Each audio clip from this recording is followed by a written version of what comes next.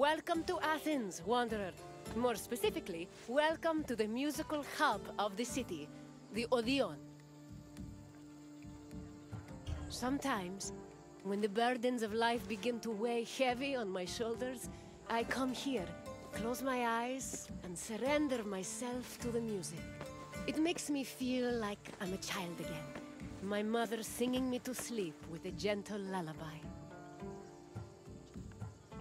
The Odeon was where musicians came to share their songs with the public. The melodies played here caught the wind and drifted through the air, soothing the souls of Athenians across the city.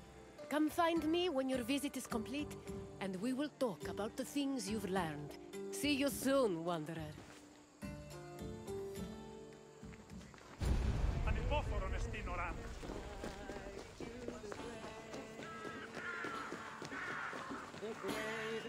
Music played an important part in almost every aspect of ancient Greek life.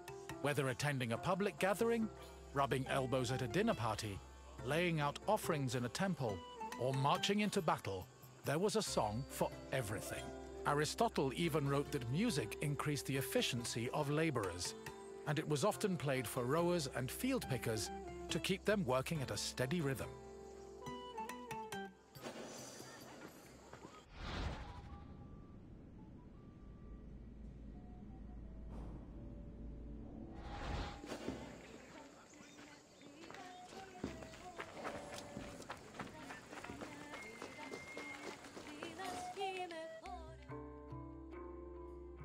Musical contests, or agones, were originally only held during religious festivals.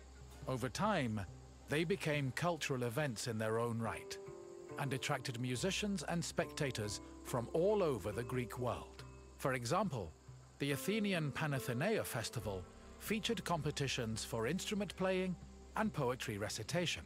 The Dionysia festival included contests between groups of male singers to see who could best perform a dithyramb, a merry hymn in honor of the god Dionysus.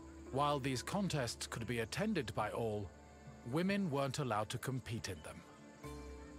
In the early days of the competitions, winners only received a crown and an ego boost for their talents. But from the Hellenistic period onward, the rewards were upgraded to cash prizes. These prizes were large enough for musicians to make a fortune, especially if they moved from festival to festival.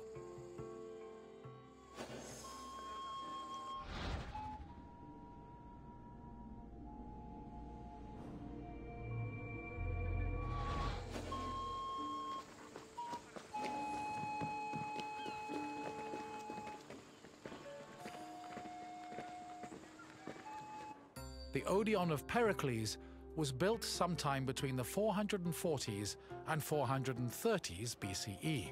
The building was commissioned by Pericles for use in the Panathenea festival. The Odeon was also a venue for poetry readings, political rallies, and philosophical performances. According to ancient sources, the original design of the Odeon was inspired by the tent of the Persian king Xerxes, a spoil of war the Athenians salvaged after their decisive victory at Salamis in 480 BCE. The building's roof was made of timber from captured Persian ships. In this sense, the Odeon was both a triumphant symbol of Athens and an insult to their Persian enemies. This structure was considered one of the grandest architectural accomplishments of ancient Athens.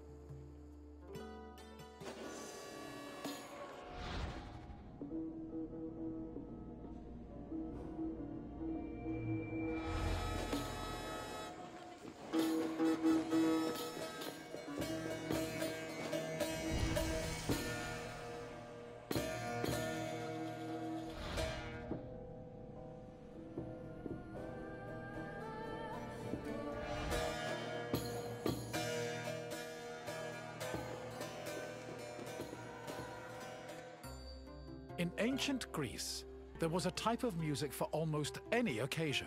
Complicated songs like hymns, paeans, and dithyrambs were meant for the ears of the gods, and as such were usually played during religious ceremonies and civic life. Meanwhile, A Hymenaeus was a song performed at weddings, and a threnody accompanied funeral processions. For more merry occasions like symposia, scholia were the soundtrack of choice. However, drama was considered the epitome of artistic expression, since it combined songs with poetry, dance, acting, and costumes. Plays were thought to be the connection between mortals and gods, and the songs that accompanied them, especially those from the tragedies of Euripides, often became huge hits in the rest of Greece.